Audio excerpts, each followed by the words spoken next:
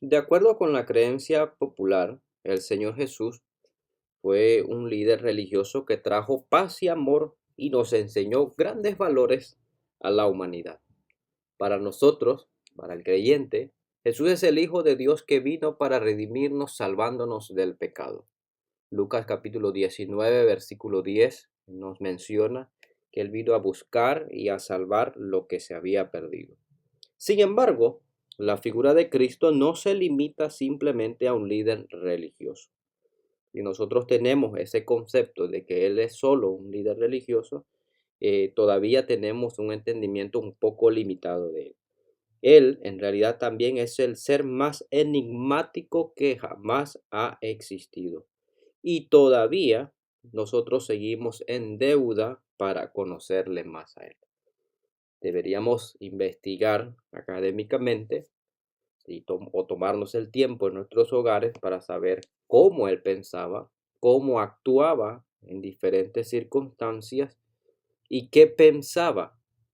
Y vamos a descubrir que Él no fue un ser débil, sino que fue un ser y una persona muy, muy fuerte, de pensamientos muy fuertes. Como hijo de Dios, nos ha dejado caminos, nos ha dejado ejemplos, nos ha enseñado de cómo debemos relacionarnos y vivir adecuadamente. Primera de Corintios capítulo 11, versículo 1 nos dice que debemos ser imitadores de Cristo. Y si somos imitadores de Cristo, también debemos tener su mente. Primera de Corintios capítulo 2, versículo 16. Eso también significa que nosotros debemos andar como Cristo. Primera de Juan capítulo 2, versículo 6. Y probablemente aquí esté toda la clave y el secreto de la vida. Imitarle a Él nos va a resolver muchos aspectos de nuestra vida. Ahora bien, si deseamos saber cómo Él pensaba y cómo actuaba, necesitamos ir a su biografía. Valga la pena explicar que la biografía es la vida de Él, nos cuenta la vida de Él. Y estos libros se encuentran en el Nuevo Testamento, específicamente Mateo, Marcos, Lucas y Juan. Aquellos nos dan clave de la vida de nuestro Señor Jesucristo. De hecho, la presencia de Mateo, Marcos, Lucas y Juan nos enseñan de que la iglesia durante sus primeros días estaba interesada en saber quién era Él, diferenciándolo de las doctrinas de la iglesia. En esos 4 relatos podemos ver al menos 3 cosas para esta lección.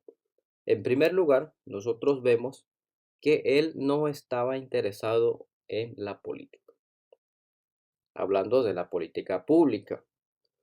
Cuando le preguntaron si era justo pagar tributo al gobierno romano, su respuesta fue que le trajeran una moneda, en la cual él alzó a la vista de todos y le mostró allí y le dijo, les hizo unas preguntas y su respuesta fue, dad al César lo que es del César. Marcos capítulo 12, versículo 13 al 17. ¿Qué quiso decir con esto? Bueno, que él simplemente diferenció entre el sistema político y la voluntad de Dios. Él no se quiso meter en la política y tal vez dejó claro de que su intención no era cambiar el sistema político. Conste que en aquel entonces, en el momento en el que él vivió, estaban bajo el gobierno del Imperio Romano, un gobierno que no tenía cualidades como de la justicia, no tenía cualidades de buena distribución de la riqueza, tampoco había igualdad social, programas sociales, no, habían muchas falencias dentro del sistema. Y el Señor no se metió en esos asuntos. Conste que Marcos capítulo 12, versículo 13 al 17, nos menciona incluso la presencia de los fariseos y herodianos, quienes sí le daban importancia a estos asuntos y querían involucrarlo a él. Entonces, la intención de ello era eh, saber su percepción con respecto a la política pública, pero él rompió el paradigma y desarrolló su ministerio sin tomar en cuenta los asuntos políticos. Por lo que parece, este aspecto, en Mateo, Marcos, Lucas y Juan, no nos dan muchos detalles de él y la política, lo cual nos quiere decir que él no estaba afligido por qué hacían tanto los políticos, como nosotros hoy día sí. Hoy día sí estamos muy afligidos por qué hacen nuestros gobernantes.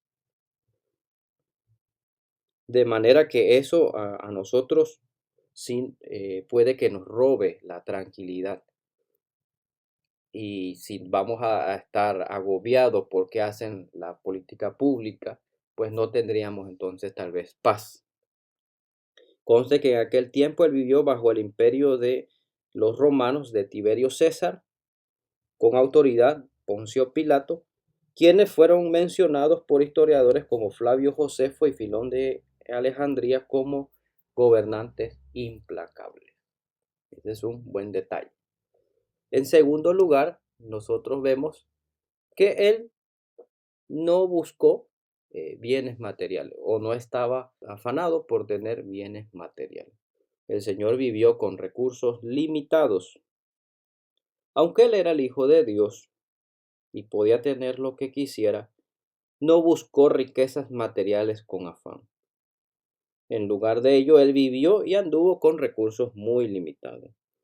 Incluso se recordará en Lucas capítulo 8, versículo 1 al 3, que las mujeres apoyaron financieramente. Lucas capítulo 8, versículo 1 al 3.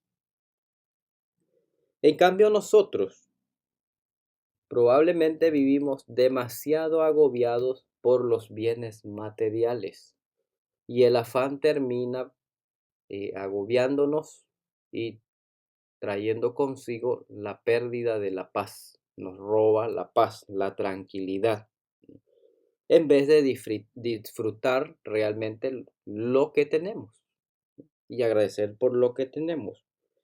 El Señor vivió con sencillez. Nosotros muchos no queremos vivir con sencillez, queremos abundancia.